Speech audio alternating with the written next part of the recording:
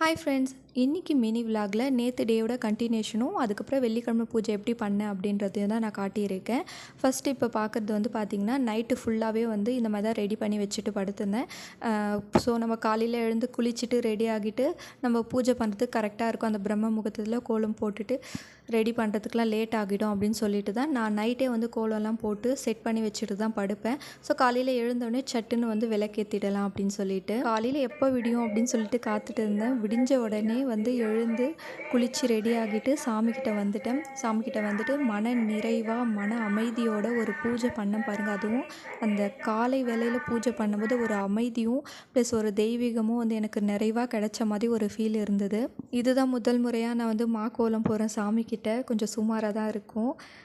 மொத்தம் வந்து பார்த்திங்கன்னா ஒரு 6 விளக்கு வந்து முருகர்கிட்டையும் 2 பெருமாள் கிட்டேயும் ஒரு காமாட்சி தீபமும் ஏற்றியிருந்தேன். இந்த வீடியோ பிடிச்சிருந்தா லைக், ஷேர், கமெண்ட் பண்ணுங்கள். தேங்க்யூ.